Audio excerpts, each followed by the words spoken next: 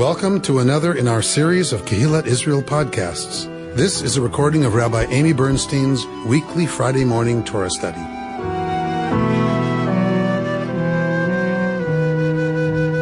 So now in Parashat Vaetchanan, Deuteronomy chapter 6, verse 1. Would someone like to read?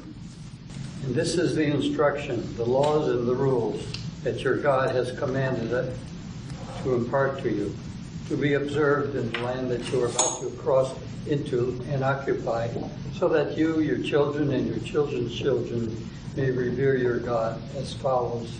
As long as you live all the divine laws and commandments that I enjoin upon you, to the end that you may long endure. Obey, O Israel, willingly and faithfully, that it may go well with you and that you may increase greatly in the land flowing with milk and honey, as Adonai, the God of your ancestors, spoke to you. Hear, O Israel, Adonai is our God, Adonai alone. You shall love your God with all your heart, with all your soul, with all your might. Take no heart these instructions with which I charge you this day. Impress upon them your children. Recite them when you stay at home, when you are away, when you lie down, and when you get up. Find them as a sign upon your hand, and let them serve as a symbol on your forehead. Inscribe them on the doorposts of your house and on your gates. All right, we're going to stop there. So when we look at verse 1, V'zot hamitzvah hachukim ve'amishpatim asher tzivah Adonai Elohechem, right, when we're looking at the instructions, the laws and the rules that God is commanding Moshe in this part of Deuteronomy to teach, right, to give to the people Israel. We get this introduction to Shema, right? And verse 3, obey Israel willingly and faithfully. This is an important part of all of this observance business. It is to be willing. It is to be something that one takes on voluntarily, right? So one is obligated, but a covenant is fairly meaningless without my having the ability not to choose it, right? If it's, yes, you're obligated, and if you don't do it, I'm going to kill you, right? Okay, well, all right, then I opt in, right? But it is far more meaningful if I offer a relationship and someone accepts, right? And so there's an idea, there's a balance always in rabbinic tradition between ahava and yirah, love and awe, love and fear. And the rabbis say it is much better always than preferred to serve God out of love. That is very much the tone here. A willing, faithful, loving acceptance of a relationship. And in the language of the rabbis, ol malchut shamayim, accepting lovingly the yoke of heaven, to take upon ourselves being obligated. And that is very much the language and the imagery used by Deuteronomy. And it is promised that when we do that, things will go well with us, as it says at verse 3. Looking now to verse 4. Shema Yisrael, Adonai Eloheinu, Adonai Echad. Shema Yisrael is used lots of times in Deuteronomy. So listen up. Israel is the beginning of a sermon. It's the beginning of a teaching that we're supposed to pay attention to. So Shema Yisrael, listen up Israel. Now we're very familiar with the Hebrew. We are very familiar with English translations of Shema Yisrael, Adonai Echad. We're not sure what it means. If I ask you what it means, you're going to tell me what it means. Okay. We certainly are attached to these words, and we're attached to the meaning that has come down to us about these words. That is lovely and fine, and we love that we have this tradition, and it's gorgeous, and it's wonderful. But we're going to do what we always do. We're going to take a few steps back from what we assume. We're going to put ourselves in the actual language of Deuteronomy, and we're going to look at the actual language of Shema. Just for a little bit to play, honestly, with what's going on. Why do I say we don't know what it means? So, Tell me literally, not what we put in. Literally, what do these words mean? Listen. Okay, so this is listen or hear. What is this? Israel. Meaning the people Israel, right? Descendants of Israel. What is this? God.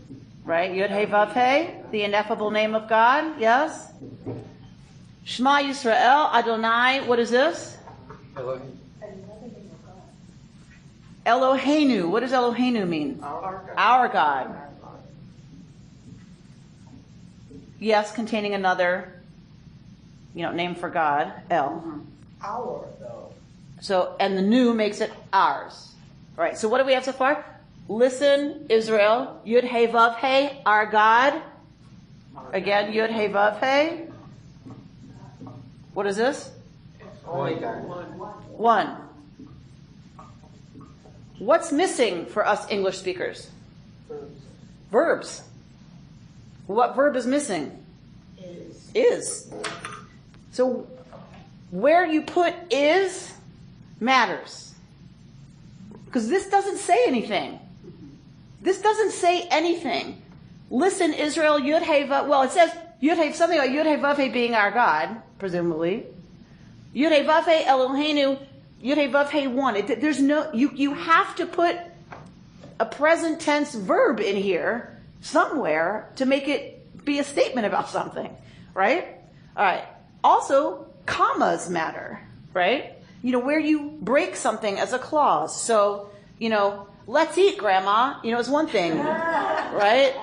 Let's eat, Grandma is something else. So you need that comma, let's eat, comma, Grandma, or the sentence is very different, right? And the meaning it connotes is drastically different.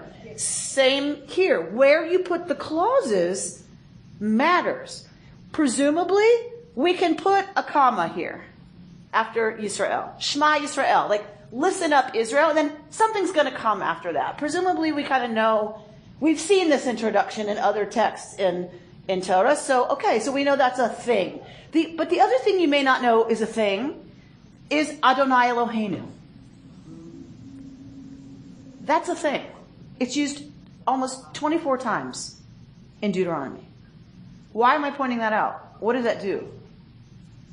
Reminds you that God is part of it. Would it separates us from other groups? Wait, not the meaning of it. What does it mean that I just told you Adonai Eloheinu is a thing that appears 24 times? It's a formulaic thing. It's a formulaic thing, meaning what am I not going to put in here, presumably? I'm not going to put is. No. If this appears lots of times in Torah, I'm not going to stick an is in there because this is Adonai Eloheinu, Yud He Vav He, our God, something, something, something. And listen to Yud He Vav He, our God. Follow the ways of Yud He Vav He, our God. You're not going to stick an is in there, but we do. Don't we? Because often how do we hear this translated? Listen up, Israel. Yud He Vav He is our God. Yud He Vav He is one. So we stick two is's in there. But now that you know that this is a clause from Deuteronomy, it's less likely that is goes here. Right? All right. So we're going to play with that then. All right. If there's no is here, what is this saying? Shema Yisrael. Listen up, Israel. Yud He Vav He, our God. Yud He Vav He. Are you going to put an is here?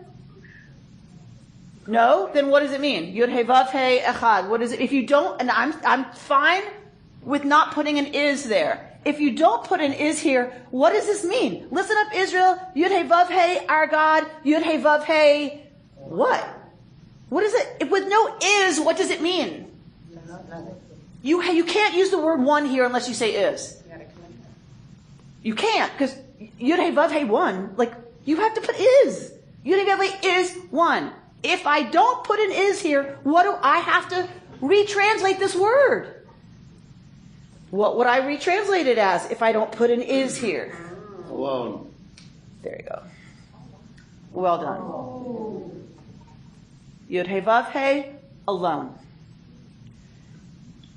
If we read it this way, if we take out the is here, and we take out the is here, we don't put any is's in, then we have to retranslate echad, and there is attestation that echad has been used to mean alone, although usually the more normative verb is levad. So usually if you're going to say alone, it's levad, even in Torah. But there is attestation of echad being used as alone.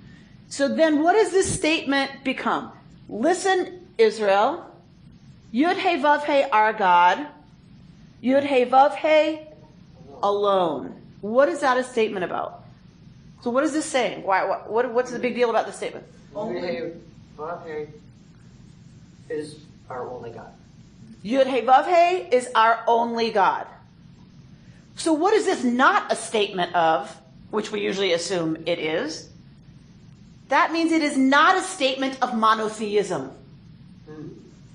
That's right. Do you follow that? Yes. Yeah. Because if it's Yud Hey Vav Hey alone, it means there might be 700 gods. You, Israel, right? Who's your God? Only Yud Hey Vav Hey. Don't you worry about Baal. Baal will take, let those people deal with that. You just worry about the Yud Hey Vav Hey business. And if we say our God alone, it means it's nobody else's too. Actually, no. And actually, I rarely say that, but it's right too. Because actually, it's a good point you bring up, Judith, because actually we believe this actually may have been a missionizing. If there's, because we're going to go to another interpretation of this, which might suggest then there is nothing else to worship that is really God. And Bayom Hahu Yiyeh Adonai Echad Ushmo Echad. And on that day, God will be one and God's name will be one. Everyone will understand, name, and worship Yud Hey Vav Hey. It's not a restatement of the chosen people.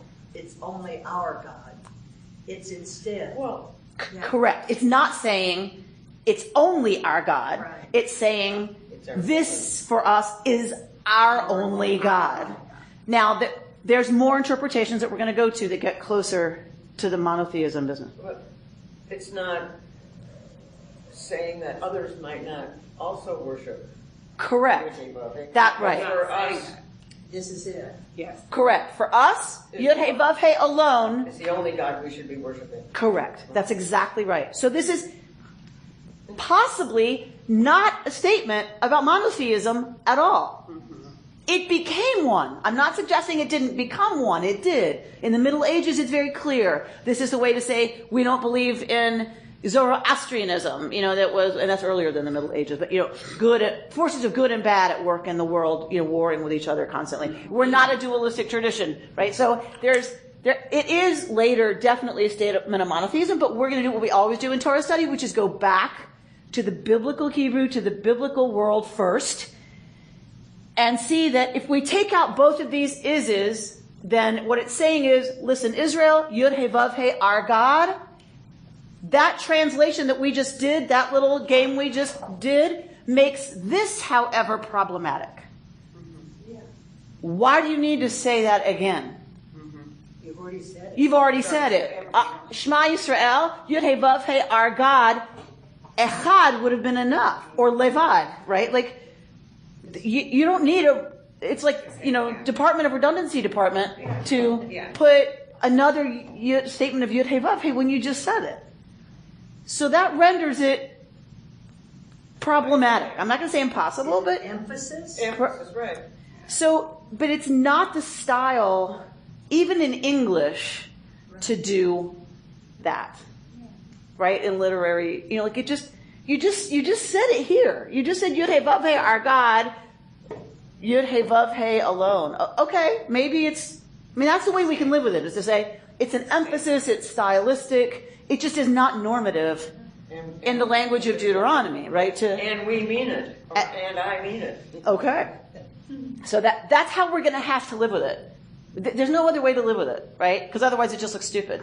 We have to say, if it's there, maybe it's reiterating with importance and repetition, right? That we're serious about Yod Heh Vav Heh. All right. What if we put in an is?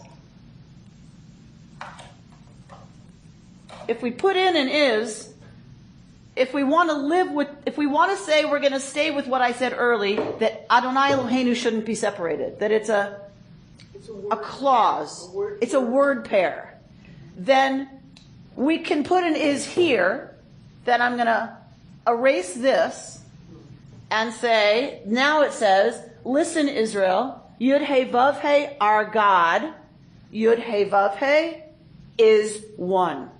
And how do you say is in Hebrew? Is there a verb to be? No. Okay, that complicates it. Well, there is Yihiyeh, will be, Haya, was, which is, by the way, what we believe, many of us, is the origin of this whole business. Right?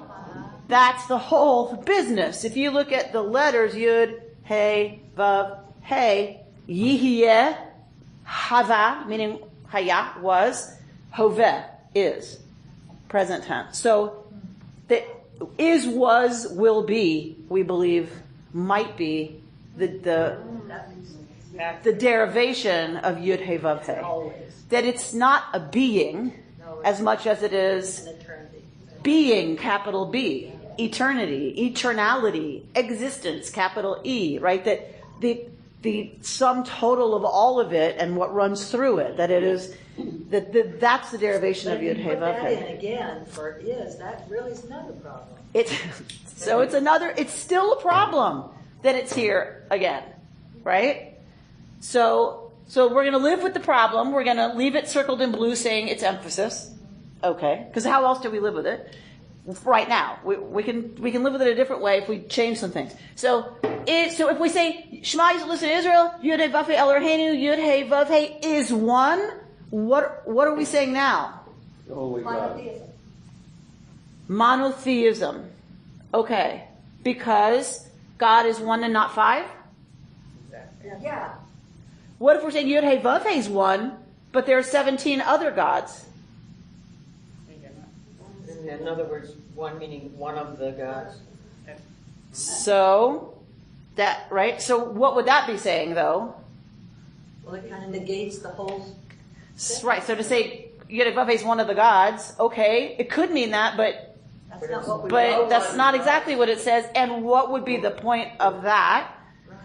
Well, there's some religions, and I don't know how many of these would have shown up in the Middle East, but there's some religions where you have multiple manifestations of the same God. Correct. Actually, Christianity has that. But you have a lot of that in the Hindu religion. Then you have multiple gods, but they're all individual personalities, like the Greek gods or the Roman gods. Okay, so they could be talking about God is a unity. God is his or her own thing, or God is one of many, or God is one with us, or one with the world. All right, now you're going somewhere else. All right, so to your point, there were all over the ancient Near East the same god or goddess of a certain place. So like you said, with the Madonna of so-and-so, the Madonna of such and such, right? That you had what were local deities that then they get the name of the new major deity, but they're still associated with different places. So we do have in Kuntilat Adrud in the south, we do have Yud Heh Vav Heh of a certain place attested on the wall. So it is very possible, to Richard's point, that this is saying all those Yud Heh Vav Hehs are the same. They are a unity. And it might have been because it was starting to not be. Right? That, everyone worshiped Yud Heh Vav Heh, but I worship Yud Heh Vav Heh of the trees in the north. Right? Not of the sands and the mountains. That's a different Yud Heh Vav Heh. Right? So that it was starting to become, because the instinct was for a local God and a relationship to that local that had been there forever, and now you're just giving it another name. So possibly this is what it's answering and saying all those Yud-Hey-Vav-Heys are one. I have a question of this in time. Remember when Rachel stole some of the local gods? Trophim. And she said, I'm having menstrual cramps, and she took them away. Is this maybe saying that all of those little idol gods are really just symbolic of one God? Where is this in relationship to her stealing her father's God? It's not. Okay, They're very different. okay. This is Deuteronomy, that's Genesis. Yeah, So think 1,000 years. thank you. 1,000 years in development. Got it. From the stories that would have been ancestor stories that become our Rebecca stories. Yes.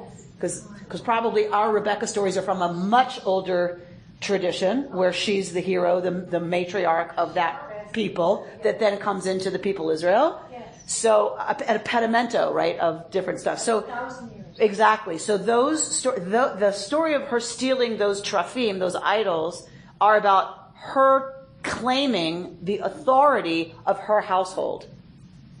That now they are the gods of the house, and she's fleeing the house. She takes them with her to say, I now carry the authority of this family. We believe it might have been because of a matriarchal history that where those ritual objects were passed from mother to daughter and mother to youngest daughter.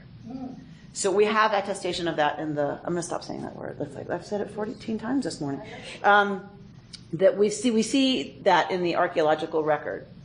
And so it's possible that in Canaanite times, mother to daughter, and so she's saying, you males can't keep my heritage, my inheritance from my mother are the trophim. It's a patriarchal tradition, so she's seen as stealing from her father, for her father's house, what she shouldn't have taken. But it has nothing to do with monotheism. It's actually evidence of polytheism within the early matriarchs of Israel. When was this written? Was it post-exile or pre-exile? Because post-exile. Who was here last week that wants to answer that? I didn't hear the question. When was it written? Post. Uh-huh.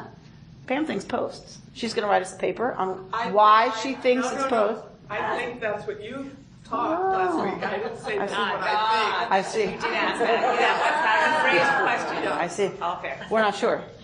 There's arguments in the literature about whether or not this is the Josianic reform, and we believe probably some of this material is from the Josianic reform of around 600, 700. We don't know, but some of it appears to be post-exilic for people returning from exile, and that's why it's placed as they're about to enter the land, because it's people who are about to re-enter the land. So there's arguments for an earlier date and arguments for a later date, and the way to harmonize that is some material is early, some material is late.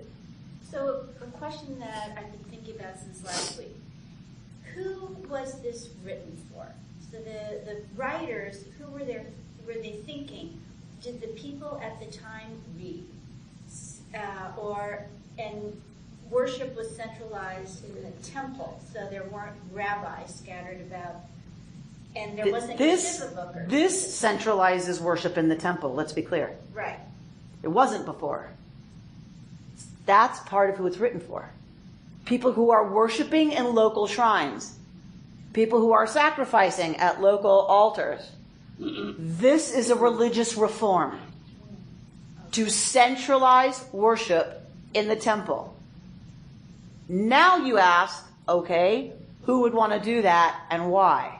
Right? So what we know about Deuteronomy is from the book, not later, books after this, also part of the Deuteronomists' history, also called Deutero-Isaiah, right? So that tradition, Joshua, Kings, Judges, those books tell us a scroll was found in the temple when they were remodeling the temple. An ancient scroll was found. An original right? Way old one. We misplaced it. I don't know, right? It got put behind the plaster. Well, something happened. And the scroll was taken to Huldah the prophetess and was verified by her as being authentic, meaning old. That scroll, we believe, is Deuteronomy. If that's true, then the scroll was found while they were redoing the temple as part of a temple reform. That's King Josiah. That's under King Josiah, the Josianic reform. So this is usually, or has been traditionally, associated with that scroll that was part of King Josiah's reform. Let's put it clearly. He was put on the throne at the age of 6. So whoever's running Josiah is running this religious reform to centralize worship, probably to centralize power and authority in the king. Possibly because it's coming apart, to Richard's point. Everybody's worshiping Yud-Heh-Vav-Heh of the south, Yud-Heh-Vav-Heh of the north, the one we've always called the wind god. We're now going to call it Yud-Heh-Vav-Heh of the winds, right? So kind of backsliding into, or local worship is getting really popular, a lot of attention, and there's a coming apart of the idea that we're all worshiping this one God. How do they communicate with each other? The distances were great from the desert on one side to the north that was so fertile. How did they communicate? So that I can't answer shortly. There were pilgrimage festivals at which time everyone gathered. So presumably you traveled 3 times a year to be together and to hear things. Synagogues develop as local sites where people gathered to get news. So in the ancient world, you got a message from a city, everyone gathered to hear that message, right? So it was called, the synagogues were called Beit Knesset, the house of assembly, because it's where you assembled to hear important stuff. It wasn't originally to worship only. That was your central place. So, you can look at the ancient world and see their patterns of getting messages and communications. We come back to that, but in a way. Right, very interesting. Remember, Levites are, part of this whole business about helping take care of stuff. They would have come from all regions to come to serve in the temple. So the folks who are writing this are religious reformers who have an agenda. The post-exilic argument says God has withdrawn into God's heaven, and now there's just a bunch of rules and regs and ways that we're supposed to relate to that God, but God's not going to be walking around talking to anybody anymore, right? God's not going to come except to Moshe in our book, but the theology of Deuteronomy has changed, and people want to argue that is written by a people who has experienced exile, the destruction of God's place, the destruction of God's house, and that God has allowed that because we stepped out of line. And this is what you do to prevent that from happening again. So there's different levels of who it's written for and why. Like what's the agenda of the author. So this wasn't written to be read by the masses, because were the masses educated and able to, and there obviously weren't enough copies for people to have one in their home. So and to be studied in ancient Israel, the method of teaching was not literacy. It was oral. It remained oral even after they were literate. Even after there was written, materials, it remained mostly an oral tradition. So you had, what do you call that? The photographic memory. Didactic, what is it called? Eidetic. You had people who had eidetic memories, and they would serve as the tape recorder. You would say, chapter 6, verse 3, and they would expound, they would just say until you told them to stop. Stop at verse 10. So then they'd stop, right? Now we need Jeremiah 14. They would start with Jeremiah 14. So that it was an oral tradition. which explains a lot. Actually, if you look at a lot of this material, it's very much an oral tradition. It seems to suggest in the Ve'ahavta right here that they were to teach it to their children. So there seems to be a suggestion that it was known to the masses. We know that they were called to listen to this Torah read every year. So it seems it was supposed to be given to the masses. Like how much they knew, how much they accessed, I don't know. I haven't done a lot of research into that. But it seems it was to be shared with the masses. Yes, but not by reading. Might that be another reason for repeating? Okay.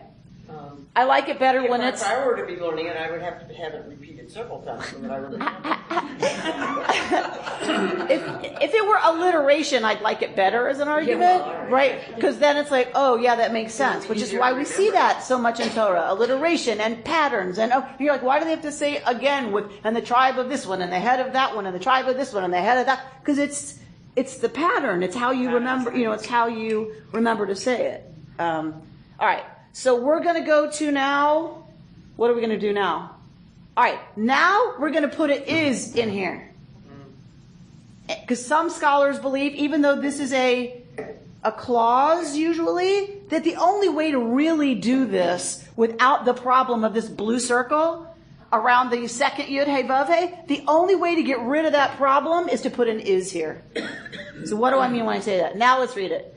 Listen, Israel. Yud Hey Vav Hey is our God. Yud Hey Vav Hey, we might go back now, and we might use your... Alone. Exactly. We could put alone back here. So, listen Israel, Adonai is our... Yud Hey Vav Hey is our God. Yud Hey Vav Hey, alone. So what might that mean? What does putting this is in here change? First of all, it solves this problem. Because it's two statements. Now you've got a statement up here. Shema Yisrael, it's not an introductory. Listen, Israel, Yud Hey Vav Hey is our God. That's a statement. Now you can have another statement. And Yud Hey Vav Hey either is the only ours, meaning alone, or you could go back to one. Right? That Yud Hey Vav Hey is one. So give me one more before we leave the echad. Give me one more interpretation of what echad can mean. If it's not one and not alone, what can that also mean? Only? That's alone. Unique. If there's only one, it means it's unique. I just read a commentary for this Torah class this morning by Judith Plaskow, who argues that one means, kind of to your point earlier, Richard, inclusive of everything. One meaning there's nothing else. There's nothing outside of that one. So this really reaffirms monotheism. So this really affirms monotheism. Maybe not so much if you say unique. Because maybe a different God is unique in a different way. But if you mean unique in the universe, okay, ours is unique, but it doesn't mean it's the only one. But alone does. Alone does. No. Alone means just ours. That's the only God we worship. Yud Hey Vav Hey is your God. Only Yud Hey Vav Hey. Right? So, but inclusive means there's nothing else. Or outside of it. There's nothing left out of it. It is one with us. It is one with creation. What you were getting to earlier, Richard. There's no his, her. It's all there. Black, white, good, bad. It's all included in Yud Hey Vav Hey. That is a radical statement. So what does that mean? Anything? Because to include means it has to be more than one. Means it's all of it. So what if you just put everything? So we're used to thinking inclusive has to be many different things, and therefore, so what if you put this is the collection of every force that's possible? There's no division, right? So yes, it's inclusive of lots of different things, but we know that. Sad, happy, good, bad, up, down, Yes, those are all different, but that doesn't mean, I'm not explaining this very well. Right? So those are all in here, and that totality is a oneness, is a unity. Right? Because that's a statement, isn't it? That all of that is a unity, is a very, very powerful statement. That it's not this one and that one, and then they're gonna fight, right? It's this one and that one are together and involved with each, right? And let's be clear. This name of God, I'm stumbling all over myself here. I who love to talk, right? I'm stumbling all over myself trying to explain this because Yud-Hey Vav-Hey can't be pronounced. We know that this cannot be pronounced. There's no vowels. There are mostly vowels. You can't pronounce this because it's ineffable. The stuff we're talking about is ultimately ineffable. I'm tripping all over myself trying to talk about it because these are hard things to articulate because words are logical and break things up and define. And we're talking about something that is way bigger, way past. Like a breath.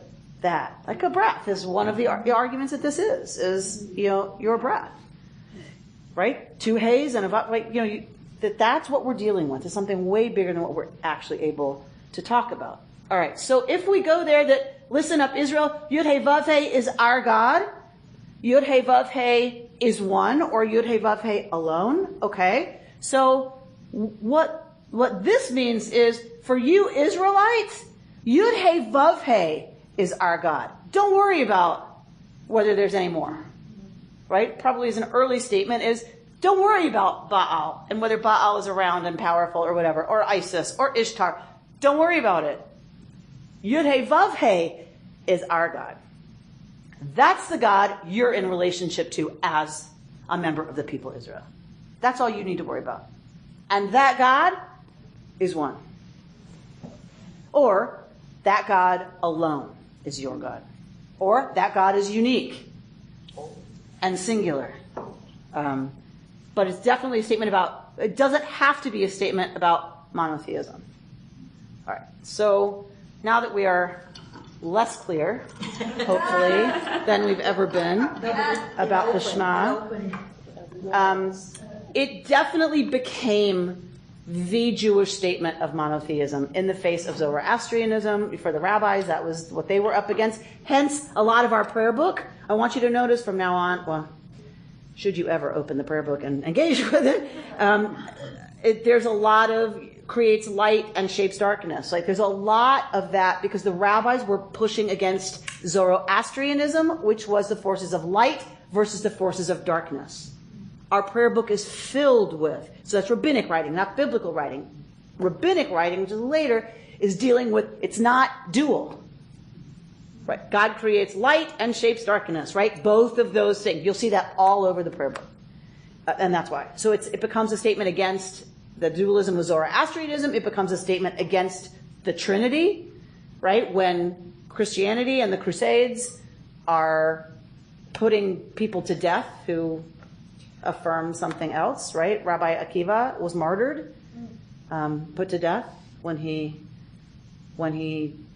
refused to go against this statement of the unity of God. Richard? At what point historically do you have the transition from sort of an ethnocentric monotheism to a universal God? Wait, ask that again? Well, I presumably we believe that God is, that the God that we worship is everyone's God. Not Correct. just ours. At some point, yes, that shows up. When did that happen? So Zechariah, we see it already in Zechariah. So it's it's already in the prophetic literature, and that's where we get by Yom Hahu Yeh Adonai Echad U'Shmo Echad business is the prophetic literature. Eventually everybody will get it, that this is the only God. So it does become a statement of monotheism, and I didn't mean to put Akiva in the Middle Ages. He was killed by the Romans. But his martyrdom gets quoted in the Middle Ages when the Crusades are happening and people choose to die rather than negate their belief in the one God. And that's by people who believe in the Trinity. So it definitely becomes a statement and a way of positioning Jewish belief as different from the dominant beliefs of the time. How limited are we in really understanding this concept and many others by working only in English, by not really understanding Hebrew? We are very limited in our ability to really appreciate the complexity of a lot of the tradition. Without you, we'd be really... I just call it job security. I'm good with that, right? Right. And even I, right? I don't even have, nearly the knowledge of someone who speaks Akkadian and Sumerian, right? And can talk about, here's what that word really means, because they know the languages that precede it, the roots of that, because sometimes we don't know. We don't have that word outside the Bible. So we can only do it from internally what it might mean. But that's the first step, understanding the Hebrew. Yes. They say studying this stuff in English is like kissing someone through a veil. That's what the rabbis wrote, that you're kissing and there's intimacy. It's not that there isn't, but you're kissing through a veil, and it's different when you're not kissing through a veil, right? The intimacy is a little different. Just saying. So immediately after this statement, what is the very next word that we get in Torah?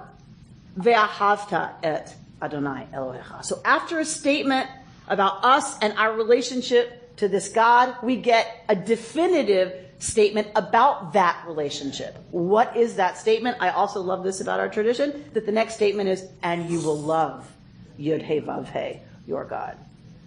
That is our relationship. That's what we are called into, is a loving relationship with this reality. And lots of questions, arise from that. Excuse me, how do you command love? You shall love. Like what? Really? Like you can't do that. But we see other places in Torah, you shall not hate your neighbor in your heart. Right? So it's not unusual in Torah to see language around commanding feeling, right? But if we really go to what it means behavior. Thou shalt not hate thy kinsman in thy heart means don't act in relationship to them as someone who hates them. Don't bear a grudge against you, right? It doesn't really mean don't feel that. I mean, yes, you're encouraged not to, but it's more a statement of don't behave. Don't act as if you love Yud He Vav He and all of God's teachings. Then how would you behave in the world? So it really isn't so much about commanding our emotions. It's about commanding behavior that would be in line with what it looks like to love, including honor your mother and your father. It doesn't mean you have to honor them in your heart. Yes, it would be lovely, and yes, that's encouraged. But you must behave in ways that demonstrate honor, kavod, right, to them, which makes much more sense, right? So, ve'ahavta et Adonai Elohecha, you will act as if you love Yud He Vav He, and as you act in the world. Bechol levavcha, with all of your what? Heart. We're going to go there in a second. Uvechol nafshecha, what's nefesh? Soul. I just love it that y'all know this so well. Uvechol meodecha, and with all your might. All right. All right. We got it. What is the difference between heart and soul? Yeah, y'all know this so well. Come on. Well, one is feeling and one is being. Say more. What does that mean? One is what? One is heart. One is feeling. And one is your being, with your action, with your existence. So heart is feeling. Okay. But your soul is your belief and your underlying moral structure. So soul, nefesh, you're telling me, is your being? I see it a different way. Heart is in this body, in this time, in this incarnation. And soul is the eternal thing that constantly dwells with God and dwells in the world over multiple. All right, so heart is temporal, like Amy Bernstein is not going to exist forever. And soul is eternal. But her soul might. Thank you, Martha. Soul is not temporal, right? It is it is eternal. Okay.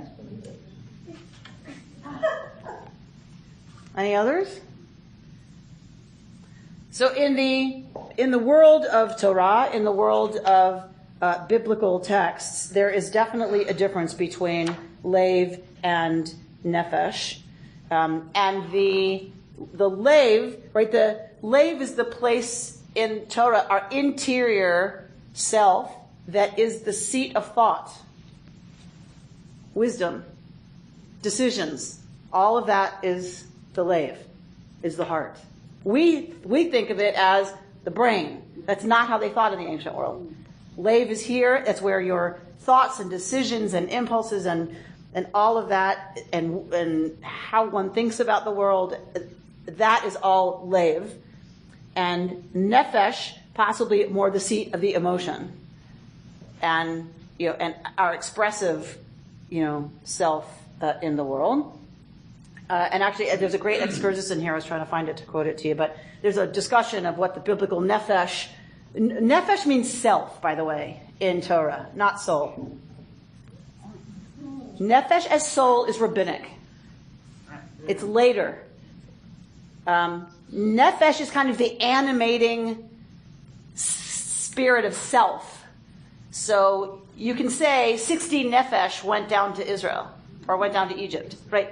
60 selves went down, right? So there's not a sense of nefesh as separate from body, like soul and body. Nefesh is later as the energetic versus the material self. That is much later. So then what does it mean to say love God with all of your heart and all of your self, right? And all of your, it seems to be about our interior life, our what we would call mind and heart, right? And soul, meaning kind of the whole of who we are.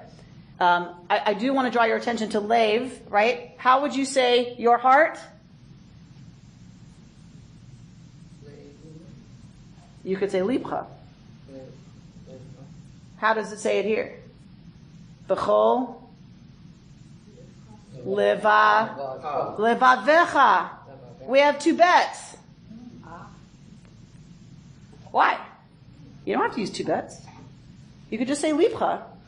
The Lev Shalcha, your Lev. But it doesn't. It says levavecha. So we have a beautiful teaching from the Sfat Emet. A beautiful, beautiful teaching. What does levavecha mean? You have two hearts. You have two interior pulls. You have the pull towards good and the pull towards evil. You have the good inclination and the evil inclination. You are to serve Yud Hey Vav Hey with both of them.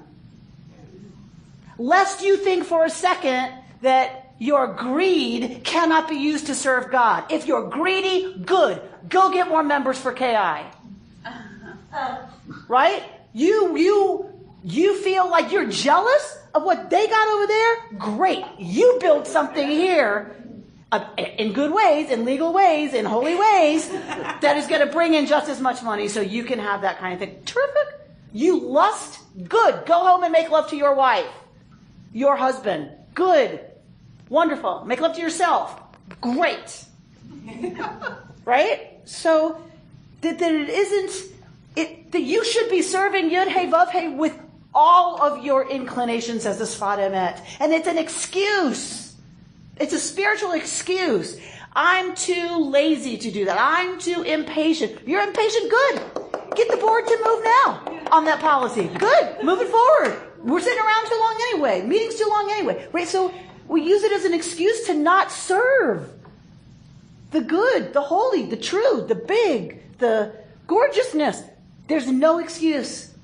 Every one of our impulses can be turned to the service of the one.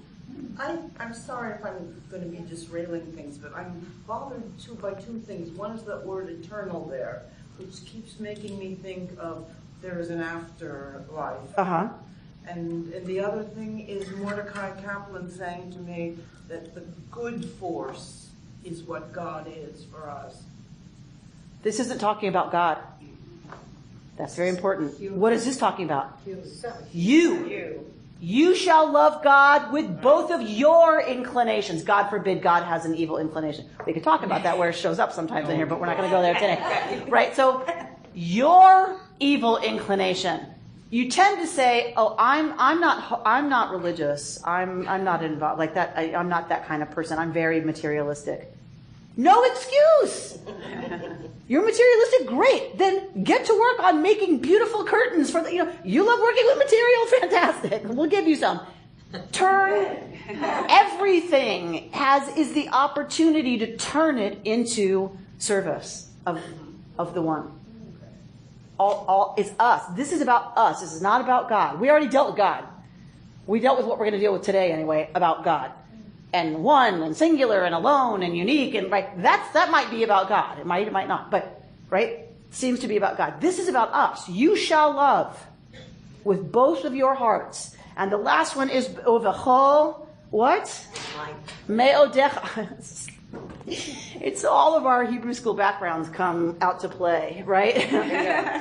When we say, and all your might. Who uses that word? Nobody uses that word.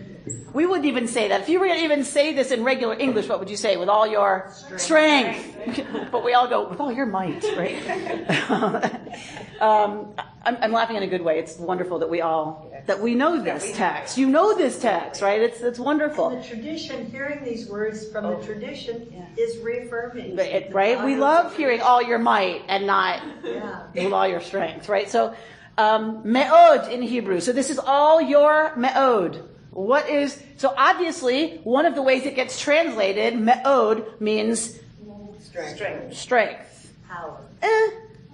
As a translation, not great. Not great. So, better, what is me'od in Hebrew? Sorta. Me'od. Very. Very.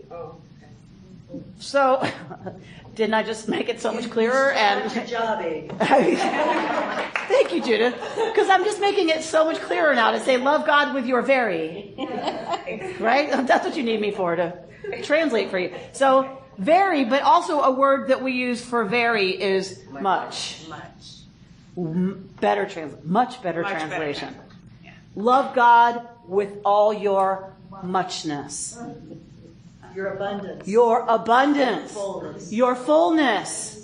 And so the rabbis want to say with all of yourself, yes, but also with all your material wealth, with all of your access, with all of your muchness. All of your negatives, with every, like you were saying. With the fullness of who you are. The Senate and the House. Oh, good. We were doing so well, Judith. We were doing so well. Right. So we were doing so well. But really, all kidding aside, the rabbis would have a lot to say about Congress and the way things are going right now in the Senate and the Congress and in our electoral process, right? Torah and the rabbis would have a lot to say about that, and I think I'm going to be quoting them at Rosh Hashanah. Good. Because there's a lot there about, not that we can't contend with one another, not that we shouldn't debate. For Jews, debate is a sport. Right? If we were to get a gold medal in something as Jews, it would be in arguing. Right? We love to argue. We are masters of it. With all of our muchness. Exactly. With all of our muchness, we argue. Right? And then the rabbis say, oh, time to say the Shema. Right? And everybody who was just arguing goes into the sanctuary and says Shema, affirming the oneness of all of it. And all of that debate and all of that argument is fine if it is l'shem shamayim. If it is for the sake of heaven. Then pull out whatever you got and go at it.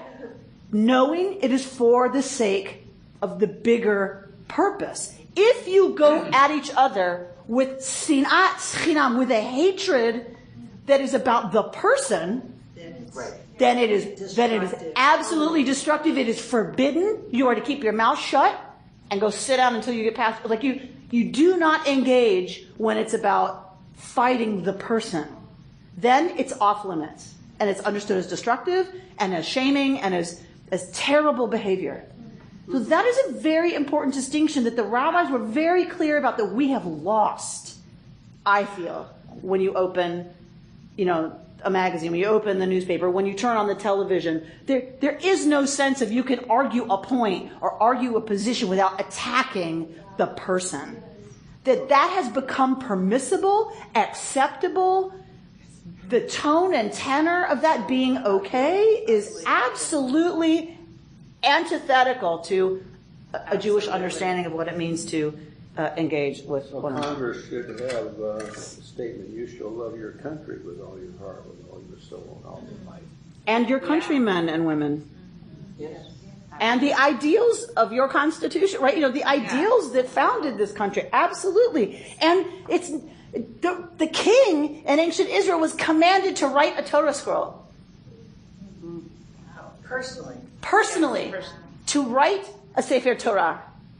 So what would it mean for everyone, right, who was in authority in our country to have to sit down and write some very serious discussions about how one is supposed to behave and how one isn't supposed to behave? Because that's a lot of what Torah is, right? What it would mean is that first they'd have to read it. They'd have to read it, they'd have to know it, right? And then, they'd have to confront it every day. All right, I know we're going to stop, but I want to share a couple of things with you, just as a gift to you before we go. Her name just left my head. Poet Marge Piercy has wrote a book called, and that left my head too. She wrote a book of her Jewish poetry is collected in one place, and this is her Shema and Ve'ahavta. Hear, Israel, you are of God, and God is one. Praise the name that speaks us through all time. So you shall love what is holy with all your courage, with all your passion, with all your strength. Let the words that have come down shine in our words and our action. We must teach our children to know and understand them. We must speak about what is good and holy within our homes, when we are working, when we are at play, when we lie down, and when we get up. Let the work of our hands speak of goodness. Let it run in our blood and glow from our doors and windows. We should love ourselves, for we are of God. We should love our neighbors as ourselves. We should love the stranger, for we were once strangers in the land of Egypt and have been strangers in all the lands of the world since. Let love fill our hearts with its clear, precious water. Heaven and earth observe how we cherish or spoil our world. Heaven and earth watch whether we choose life or choose death. We must choose life so our children's children may live. Be quiet and listen to the still, small voice within that speaks in love. Open to that voice, hear it, heed it, and work for life. Let us remember and strive to be good. Let us remember to find what is holy within and without. Amen. Can we read that at the high holidays? I think that is a fabulous idea. And I will share with you Art Waskow's Ahava, so based in this idea of the Shema and Ve'ahavta.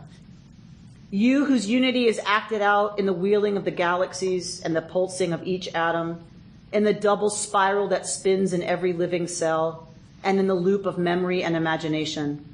We praise you for loving us so deeply as to let your unity become transparent, seen, heard, savored, known to us. We praise you for loving us so deeply as to let our unity become apparent, felt, touched, nurtured, known to us. We praise you for the unity, tall and majestic, that heaps from the letters on the parchment of your Torah, that lights up our faces as we turn toward your teachings. that rises in the rooms where we gather to hear you. We praise you for the unity between the generations that lets us remember the wisdom of our forebears in order to deepen the joy of our offspring. That lets us imagine the needs of our offspring in order to sift the teachings of our forebears, always renewing in order to return, always returning in order to renew. We praise you for the unity that draws all peoples together from the corners of the earth. We praise you for the unity of life that intertwines the earth and air and oceans so that there are no corners on the earth. We praise you for the unity within each one of us, that we scatter to the winds like seeds of wholeness as we reach out to make your world more holy.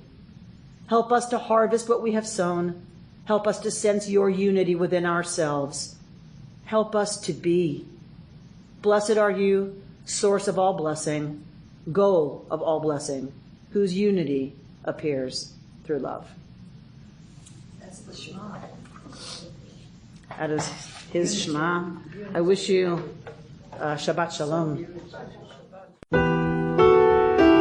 You've been listening to Rabbi Amy Bernstein's Friday morning Torah study from Kehillat Israel in Pacific Palisades, California.